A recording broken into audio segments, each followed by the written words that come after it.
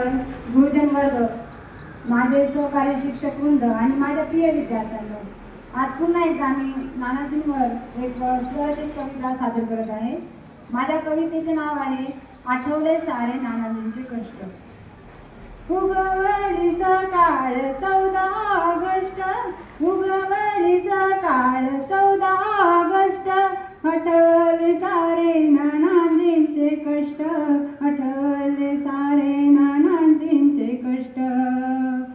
जन्म झाला जरी शेतकरी कुटुंबात, प्रगल्भ बुद्धिमत्ता होती अंगात, करून प्राथमिक शिक्षण अंधसुरात, दुसरे आले मालेगाव विभाग केंद्रात, दुसरे आले मालेगाव विभाग केंद्रात.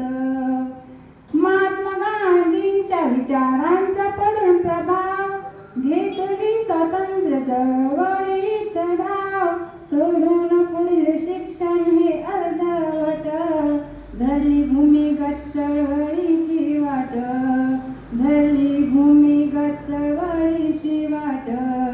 आठवले सारे नानाजींचे कष्ट, आठवले सारे नानाजींचे कष्ट.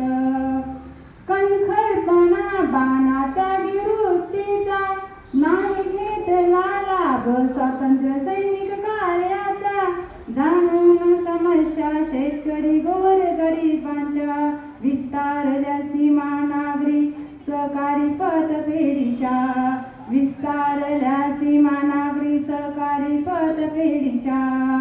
होती खंबीर सात पत्नी मातोश्री शांताबाईंची, आवड जोपासली शिक्षण क्षेत्राची, लक्षात येता गैरसोय इंग्रजी माध्यम विद्यार्थ्यांची, केली स्थापना अंध सुशिक्षण प्रसारक मंडळाची, केली स्थापना अंध सुशिक्षण प्रसारक मंडळाची. आठवले सारे नानाजींचे कष्ट, केली कामे नानांनी निरपेक्ष भावनेने, कर्मचारी वर्गाशी वागे प्रेमाने, कर्तृत्व सर्वश्रेष्ठ नानांनी मानले, प्रसिद्धीपासून नेहमी ते दूर राहिले, प्रसिद्धीपासून नेहमी ते दूर राहिले.